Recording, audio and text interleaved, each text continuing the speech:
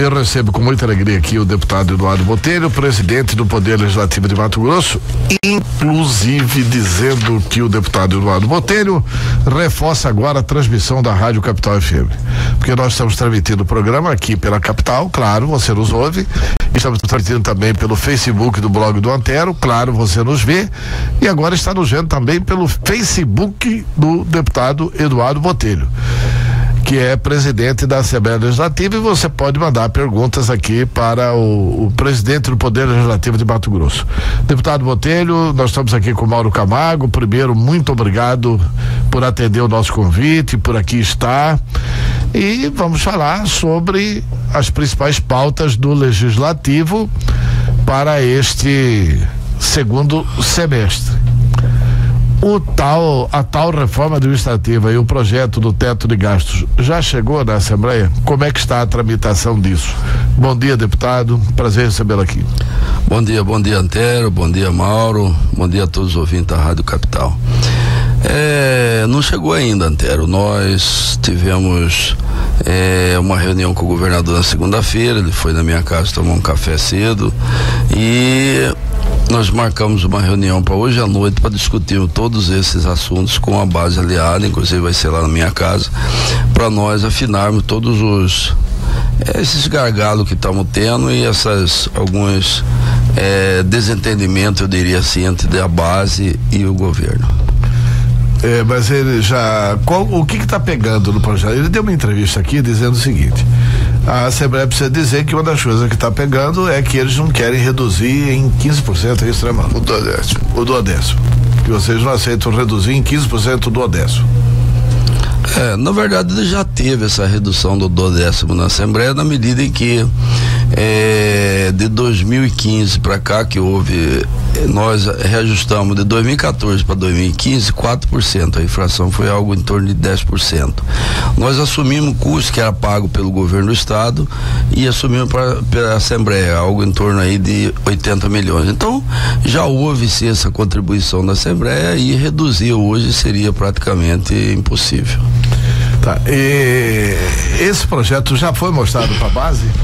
O que contém esse projeto? Por exemplo, o que o governo cota de gastos no governo e o que propõe de sacrifício aos outros poderes? O governo está demonstrado que já cortou, sobretudo na questão dos custeios das secretarias, já diminuiu bastante esses custos. Mas o custo com o pessoal, infelizmente por conta das RGA, por conta das progressões de carreira, ela realmente vem aumentando muito, Antero. Isso realmente o custo do executivo subiu muito. E ao passo que o custo da folha de pagamento do legislativo subiu menos. Então o do executivo subiu bem mais do que proporcionalmente do que do legislativo. Agora, o que o governo quer é que a PEC... que é uma grande novidade no nível de Brasil, né? Geralmente... A folha do executivo subiu mais que a do legislativo, né? Subiu bem mais, porque tem as leis das carreiras que ficou, né? Agora, o que acontece, Antero? O que o governo deseja com a PEC do teto?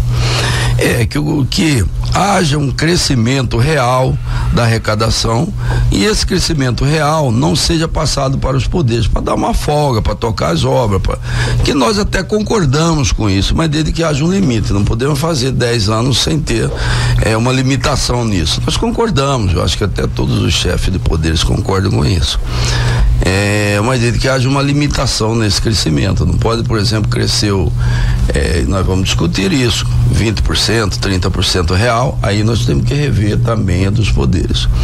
Essa é uma discussão que nós estamos travando. Agora, o que ele precisa também mandar, e eu tenho cobrado, é a reforma tributária, que a reforma tributária é importante. Nós temos uma reforma tributária totalmente ultrapassada, cheio de, como o próprio governador disse, um cipoal de decretos e leis que ninguém entende direito.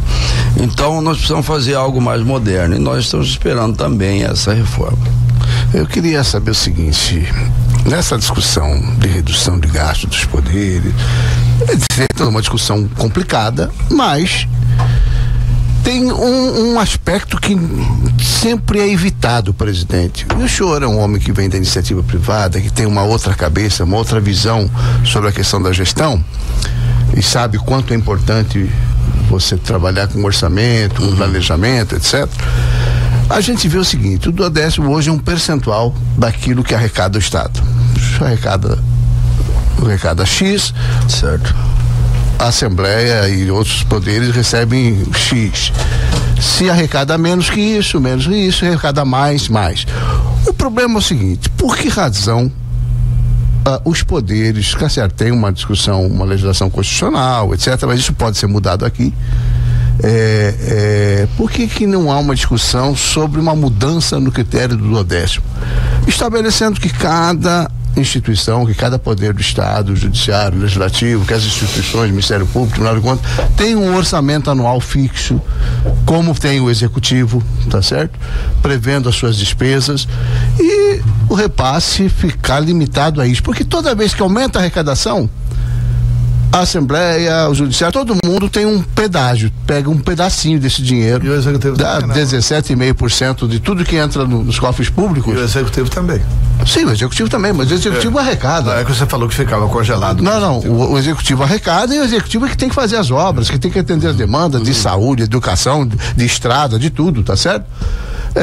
Então o dinheiro extra que entra tem que ser comparado. 17,5% desse dinheiro, todo extra que entra, vai para os poderes. Não dá para mudar isso? Mas essa é a tese do governador Pedro Taques. Ele está propondo o seguinte: o que é aumentado de receita não vai para vocês. Pelo menos isso. Isso aí. Ele está propondo isso. Pelo menos isso. Porque essa não aceita. Não, aceita, Antero. Aceita. Os poderes aceitam. Não aceita indefinidamente por 10 anos. Você entendeu? Por quê? Porque nosso orçamento já não seria mais, como o Mauro falou, vinculado à receita. Seria apenas corrigido pela inflação. Então, o Estado cresce. A receita tem um crescimento real, o Estado tem um crescimento real. E esse crescimento real seria só para o Executivo. Concordo, desde que seja até um limite. Porque todos têm que estabelecer um gatilho lá, olha, cresceu 50%, todos têm que expandir, são criados novos municípios, são criados novos distritos, e o Ministério Público precisa expandir, o Tribunal de Justiça precisa expandir, a Assembleia precisa dar uma cobertura maior. Então nós não podemos também ficar aqui, nós só vamos crescer a inflação e o crescimento real do Estado. Se o Estado cresceu real, é porque ele expandiu, é porque houve expansão agrícola, é porque houve aumento de pessoas, é porque houve, enfim. Não, e tem outros serviços que são prestados que a população precisa. Mas eu não acho, por exemplo, precisa. Eu não acho que tem que ser um jurisdicional. Né? Eu não acho que tem que ser um orçamento fixo que só cresça a reposição da inflacionária. Eu acho que tem que ser um orçamento feito ano a ano, de acordo com as necessidades. Olha, precisa abrir uma comarca nova lá, não sei da onde. Olha, então tem que incluir isso no orçamento. Mas não é isso que eles querem. Não é isso. Então a proposta do governo é congelar tudo hoje. Tá? Então eu acho até que como o Estado inchou um pouco, e vamos ser bem honestos, que inchou um pouco a questão do custo, o custeio da máquina do Estado ficou muito alto, então precisa dar uma folga para que o Estado tenha capacidade de investir. E nós concordamos com isso, tive reunião com o Rui Ramos, com o Mauro Curvo, com o Antônio Joaquim, todos concordam com isso, desde que haja um limite disso. E o governo é intransigente com relação a isso? Não está sendo intransigente com relação a isso. Inicialmente o projeto era 10 anos, poderia haver uma revisão caso a receita crescer. Esse era o projeto inicial. Certo. Caso crescesse 50%, mas desde que proposto pelo governador do Estado. Isso aí nós não concordamos, porque você sabe que nunca vai propor, né? Vamos ser bem honestos. Daqui 5 anos, quem tiver lá, vamos supor. Não vai, olha, vou te dar mais tarde. Não, olha, eu tenho que fazer uma revisão, porque estou tendo muito dinheiro aqui, tem que passar os poderes, tem que crescer também. Isso não vai acontecer nunca. O governador foi generoso com o Ministério Público no início do governo. Ele aumentou o repasse do Ministério Público no início do governo. Então, se hoje busca conter, é porque aumentou em quase 40% o repasse do Ministério Público lá atrás. De 2014 para 2015 houve um aumento do Ministério Público grande e também da Justiça, viu? Não pode ser do Poder Judiciário também. Também teve esse aumento. O governo entendeu que precisava e fez. Eu tenho para mim que a solução nesse aspecto é resolver mudar a fórmula do duodécimo, mas enfim, eu queria entrar com outro assunto, até se me permite, sim, que é a questão das emendas parlamentares. Hoje há um ruído muito forte entre os deputados, mais uma vez, porque isso é cíclico, cobrando as emendas parlamentares, demonstrando uma certa insatisfação com o governo por não estar pagando as emendas parlamentares. E essas emendas não são impositivas? Pois é. O Estado não é obrigado a pagá-las? Pelo orçamento, pela lei vigente, é obrigado a pagar, porque ela é impositiva. E nós precisamos, isso é um dos assuntos que nós vamos discutir com o governador amanhã e com o secretário, essa questão de pagamento das emendas, que é uma insatisfação muito grande. Eu, como presidente, tenho sofrido isso diariamente, a cobrança dos deputados para que eu cobre isso, mas é um dos motivos. Eu já falei isso para o governador, eu tenho sido cobrado e eu não tenho tido resposta à questão das emendas parlamentares. Nós precisamos achar um caminho para isso. Eu até entendo o seguinte, nós temos algo em torno de 125 milhões de emenda que ele tem que pagar esse ano. Não pagou praticamente nada esse ano. Então que faça pelo menos um cronograma e olha, eu vou dar 10 milhões por mês para pagar emenda e vamos dividindo para os deputados, beleza, vamos fazer isso. Agora nós precisamos achar um caminho, não podemos simplesmente ficar no 0, 0, 0 e ir jogando para frente. Essa é uma discussão que nós vamos travar e tem que fazer esse cronograma. Então, 125 milhões de emendas obrigatórias. De emendas impositivas. E essas emendas impositivas têm muito dinheiro na área da saúde, deputado? Não, a emenda, quando você faz a emenda, Antero, você foi deputado, porque lá na Câmara dos Deputados agora eles regulamentaram. As emendas são impositivas, mas eles estabeleceram lá alguns critérios. O deputado Fábio Garcia sabe disso como ninguém. Um dos critérios que eles estabeleceram lá foi assim, que um percentual dessa emenda, parece que 70% a 80% dessa emenda impositiva é para a área da saúde. Sim, mas nós temos uma parte para a área da saúde, temos um percentual que inclusive é criticado, mas ele está no percentual que tem que fazer, que é para cultura. Por exemplo, o cara vai e faz, tem um evento lá, por exemplo, tem a cavalhada. Verdade cultural não pode abrir mão, não. Não pode, mas há uma crítica muito grande. Não, mas sabe qual que é a crítica que fazem da cultura? Que ajuda o rodeio, em vez de... Não, isso não, que ajuda o rodeio, ótimo, que ajuda o rodeio. O rodeio é uma grande festa popular, festa cultural popular. O interior aí gosta de rodeio. Quem que não gosta de rodeio? O rodeio é uma festa para ser apoiada. Que tem críticas aí, tomara que isso não esteja acontecendo, do bate e volta.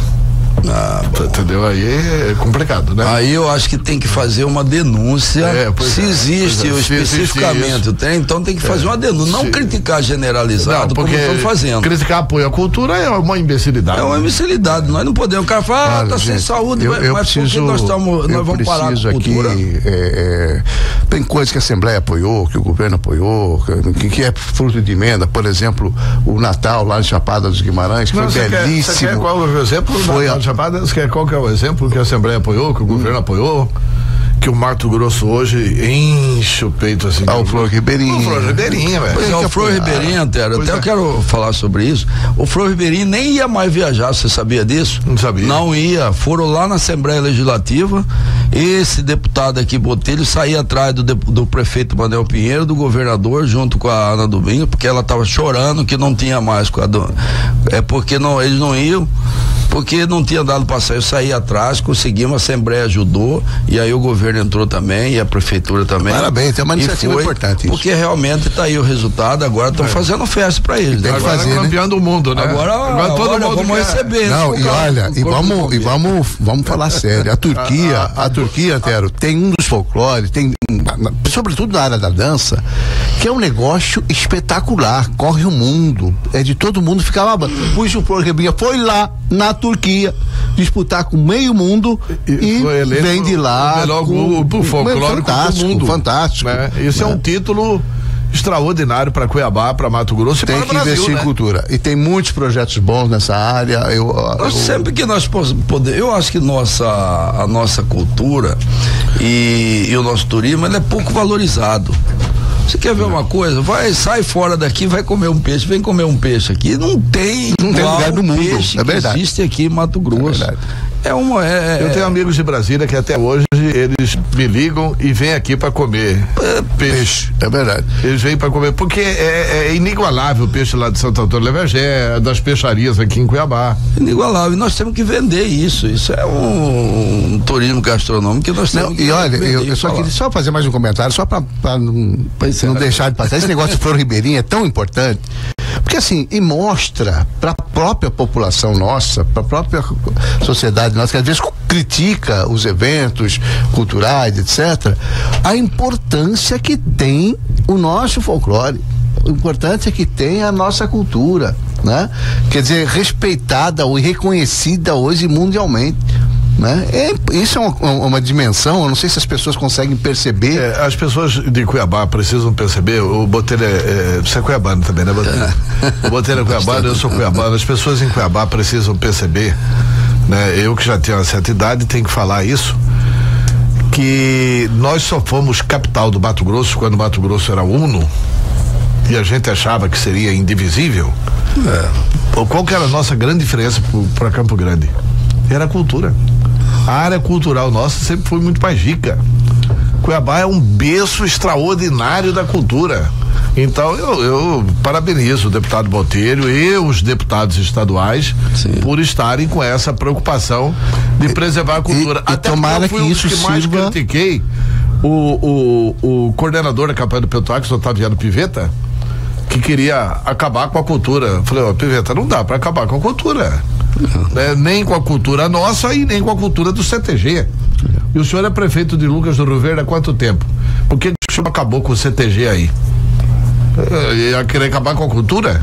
Quer dizer, aliás, é tão forte que aqui virou CMTG, né? Centro Mato Grossense de Tradição Gaúcha. Olha só. Apoiar a cultura é apoiar inclusive a CMTG, a cultura mineira, a cultura nordestina. Sim. É apoiar a diversidade cultural, não é só a cultura nossa, não. Tem que apoiar a cultura, a diversidade cultural que existe em Cuiabá. Mas, deputado Botelho, vamos agora partir para política.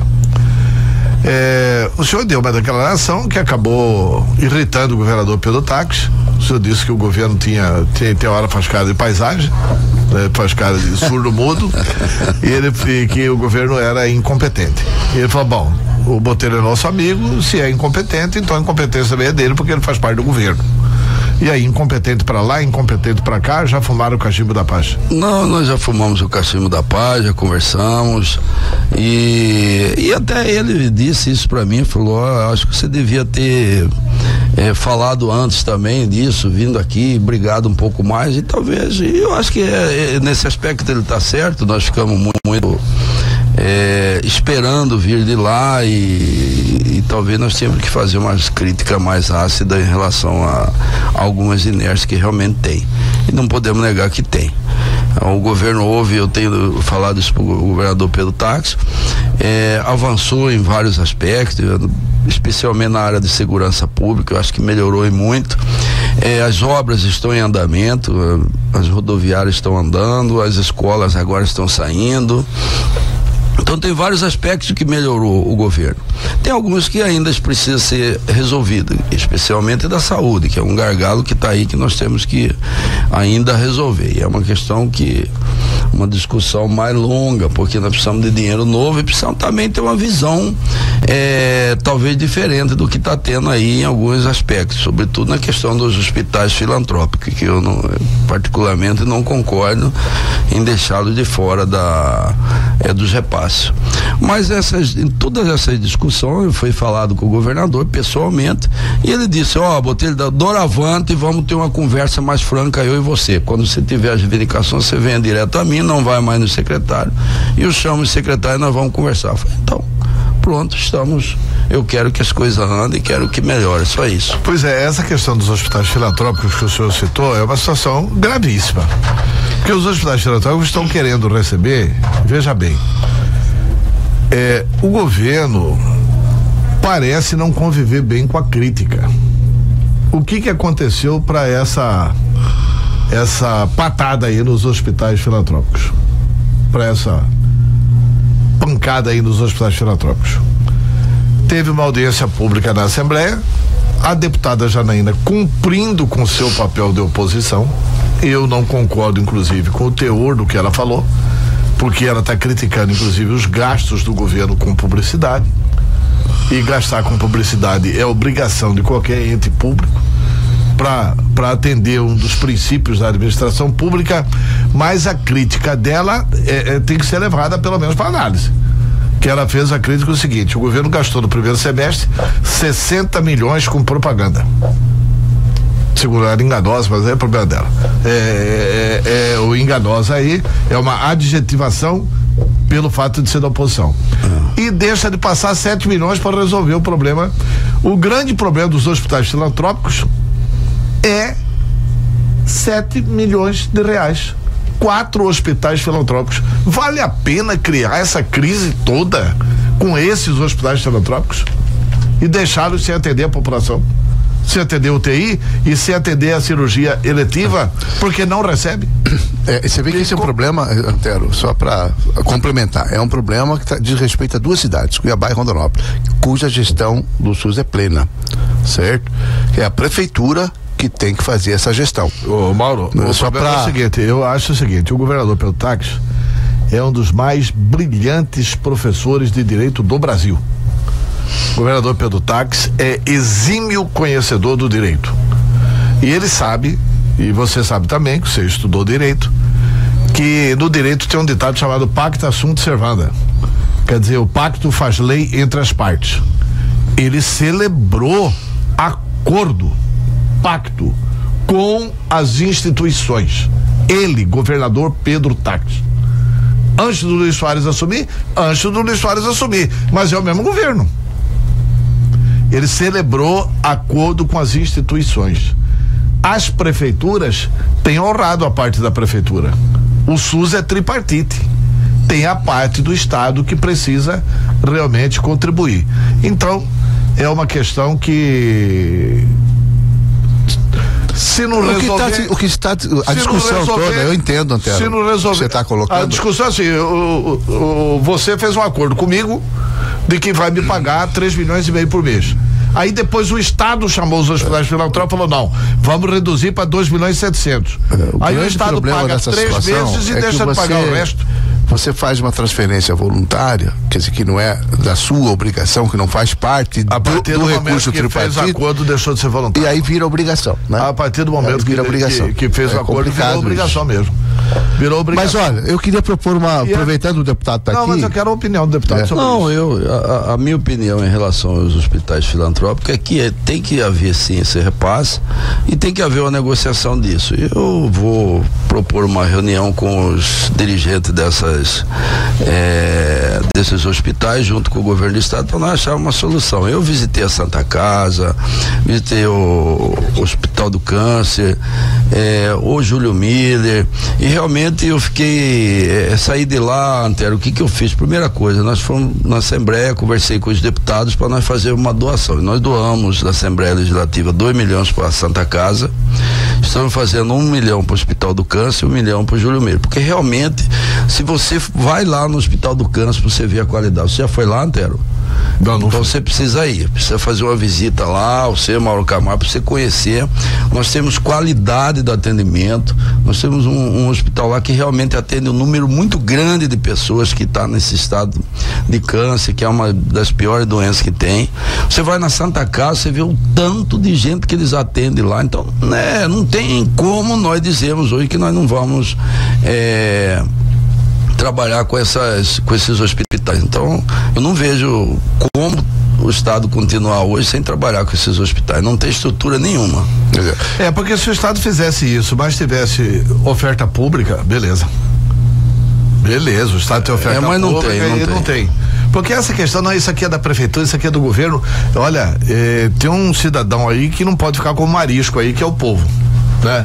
Por exemplo, o Hospital São Benedito é do governo, a prefeitura que gasta a maior parte dos recursos aí, a prefeitura e o governo federal. Isso é obrigação. Não, mas lá a média e alta complexidade. Lá o governo põe uma grande parte o governo do estado que coloca lá o... Eu pensei que o São Benedito fosse da prefeitura. Da prefeitura. A grande parte é da prefeitura.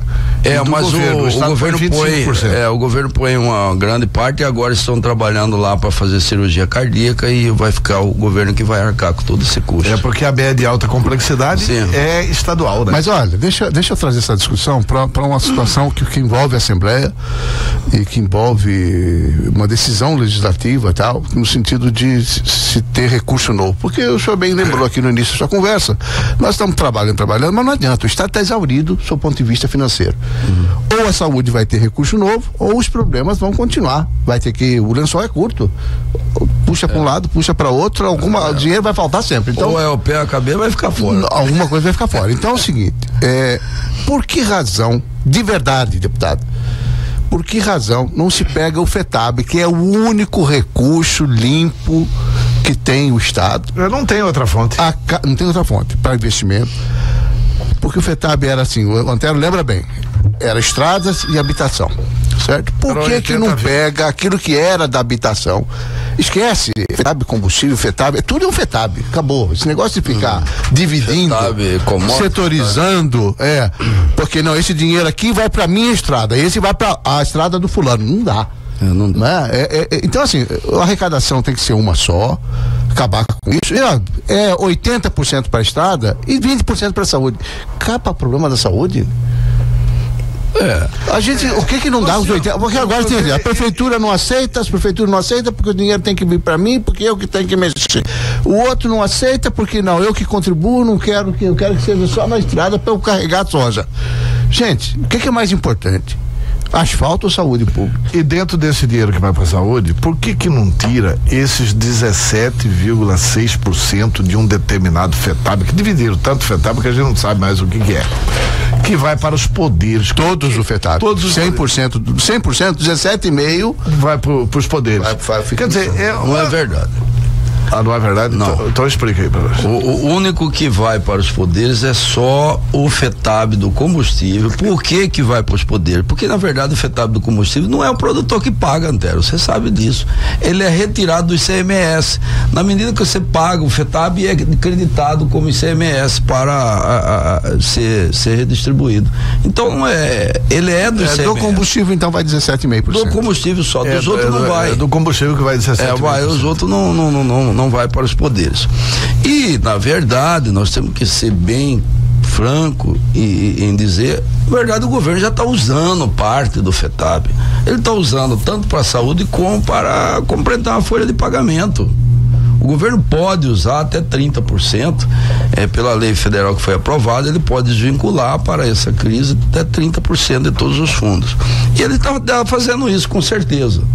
Ave Maria, hein? Com certeza que tá. Aí é um desvirtuamento total. Não, mas não é um desvirtuamento, ele pode fazer porque existe a lei federal que dá essa autonomia pro governo. A lei federal do DRU é desvinculação dos recursos da União. Não é desvinculação, foi feito um especificamente para os fundos que os governos e os municípios podem retirar até 30% dos fundos. Então eles podem fazer isso, é legal isso. Eu também questionei, mas depois fui checar, é legal. E ele pode fazer. E com certeza que está fazendo, e está jogando parte disso já para a saúde, porque está colocando em dias os pagamentos, deu uma melhorada aí a questão do interior, dos repasses, melhorou já, Antero. Melhorou, já houve uma melhora nisso daí. Mas agora, nós precisamos resolver a questão de algum lugar. Mas não tem que criar uma regra definitiva, como o Mauro Camargo está propondo. Aliás, o senhor chegou a propor isso. Eu ouvi proposta semelhante sua, no sentido de, olha, temos que definir isso aqui. O senhor chegou a propor isso, aí inventaram aquela moda de que ia cobrar ia aumentar o diesel. Aí essa moda não deu certo? Não deu certo, por quê? Primeiro que houve a demora para mandar a lei. Aí veio o Temer com 40 centavos. Nós estávamos propondo 10 centavos. Aí veio o Temer com 40 aí ficava 50. Inviabilizou, né? Inviabilizou essa proposta nossa, né? Mas a proposta, se não tivesse tido esse aumento de 40 centavos, era 10 centavos apenas no diesel. E dava para todo mundo. Mas, deputado, mas e com relação a essa proposta, porque assim, o governo utilizar desse fundo aí de 30%, que mostra também que se não fosse isso, porque os aposentados e pensionistas, por exemplo, receberam com atraso, né? Estão recebendo hoje, né? A falta de recurso no estado realmente ela é grande, porque houve esse aumento muito grande, especialmente da folha de pagamento, né? Você tem que ver que... E a redução dos repasses federais, a redução da arrecadação, ou não houve a redução também dos repasses federais, e houve também, mas a redução, o crescimento nosso do ICM também não foi de acordo com o esperado. O próprio, numa reunião com o governador, o próprio Eraí disse que o setor do agronegócio cresceu 40% em 3 anos, teve um crescimento real de 40%, enquanto a receita teve um crescimento muito pequeno nesses 3 anos. Então realmente não cresceu como esperado e como deveria. E a despesa aumentou muito mais. Agora precisa haver priorização, né? Eu acho que a saúde é prioridade. Nós temos que resolver a questão da saúde nesse momento. Se for o caso, eu fiz aquela proposta. Vamos atrasar o cronograma das obras, então. Mudar esses cronogramas e vamos colocar na saúde. Essa foi uma das propostas que eu coloquei. Mas o senhor acha que é possível resgatar essa discussão sobre o FETAB, ou esse assunto, o FETAB, não tem como mexer mais? Não tem, ué. O FETAB nós resolvemos tudo na precisão do FETAB. Se você for atrasar os cronogramas das obras para jogar na saúde, é do FETAB. Porque as obras estão sendo tocadas basicamente com o dinheiro do FETAB. Pois é, mas por que não regulamentar? E ainda com o que tinha do MT integrado. Pois é, mas o que se busca é assim, por que não regulamentar definitivamente isso?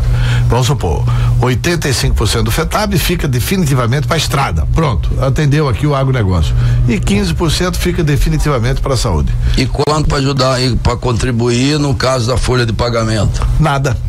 Pois nada, o Estado... Isso é dinheiro para investimento, não pode ser para custeio. O Estado que dá jeito no corpo, o Estado não fez ajuste. Essa é a grande verdade.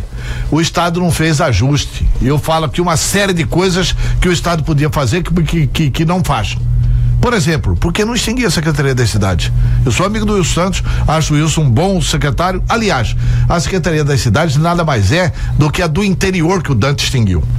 Ressuscitaram a Secretaria das Cidades. O que a Secretaria das Cidades faz que a Secretaria de Infraestrutura não pode fazer? Tem várias coisas. O Estado que se adeque. Uai, se fosse na sua empresa, você não corta gastos para você poder pagar salário? Você corta. O Estado tem que fazer isso. Tem que cortar gastos para poder pagar salário. O gasto é uma coisa que tem que ser cortada, né? O governo já cortou do custeio, mas tem que haver mais corte ainda, porque realmente não está conseguindo ainda honrar com todos os pagamentos. Mas a Secretaria da Cidade ficou com muita obra, Antero. Hoje a Secretaria da Cidade tem lá, acho que é algo de 1000 obras lá que está tocando, ou mais. E extingui-la hoje com essa questão do VLT, com essas questões ainda que não estão resolvidas, seria um problema muito sério, eu acho. Traria mais problema. Toda vez que eles precisam de alguma coisa, eles pedem pro Marcelão fazer. Porque eles não têm estrutura lá pra fazer. Eles têm uma estrutura. Não. E eu não tô. O problema está relacionado aos convênios e os recursos, financiamentos, tem etc. muito convênio, muitos recursos, muito financiamento, muitas obras em andamento, que até o Wilson conseguiu destravar algumas obras, e eu acho que isso foi importante, como a Água de Chapada, como o COT UFMT, como o aeroporto. Tem várias obras. 8 de abril também foi retomada. 8 de abril foi retomada. São várias obras que estavam lá emperradas e que a garra e a força de determinação do Wilson fez ela tocar. O VLT, infelizmente, está enrolado e. Uma lástima, né? Uma lástima. Enrolado e com a operação da Polícia Federal hoje, daqui a pouco a gente fala sobre isso, mas vamos encerrar o seguinte, Botelho: política agora. Exclusivamente eleitoral. O DEM vai ter candidato, o DEM vai ter candidato ao governador e senador? Olha, nós estamos nesse processo de ida para o DEM, já está praticamente fechada a nossa migração para o DEM, e a conversa que nós tivemos lá é que a princípio o DEM está trabalhando com a hipótese de reeleição do governador Pedro Táxi, E na conversa que teve com o Mauro Mendes foi deixado isso bem claro para ele, e que trabalharia o Mauro, por exemplo, que está junto conosco, poderia ir para lá e construir uma candidatura para o Senado. Não tem garantia nenhuma, ele não está entrando lá com a condição de eu sou o candidato. Foi deixado bem claro isso para ele, que ele precisa construir isso, e ele construindo isso não tem nenhuma objeção dentro do partido. Mas ele quer construir isso? Ele disse que sim, que ele quer construir isso, ele quer construir essa candidatura. E isso não atrapalha nenhum plano do senador Jaime Campos? O Jaime, pelo menos, não colocou nenhuma objeção. Aliás, foi o único partido que nós conversamos com vários partidos, que não colocou objeção a ninguém do PSB, que aceitava todos. Tem alguns partidos que nós gostaríamos de ir e tal, conversamos antes, mas restringir alguns nomes. Isso complica, né? Isso mas parece que tem 2 nomes que estão indo para o PP. Inclusive é a matéria do Paulo. Mas é a opção deles, não porque o DEM não os aceitou. Aceitou sim e tal, e aí a opção pessoal. Oscar Bezerra e Mauro Sabe, né? O Mauro Sabe possivelmente venha pro DEM. Tá certo. E o deputado Botelho, vai ser governador, senador, ou vai voltar para presidir a Assembleia? O prefeito de Várzea Grande, conforme disse o Júlio Campos.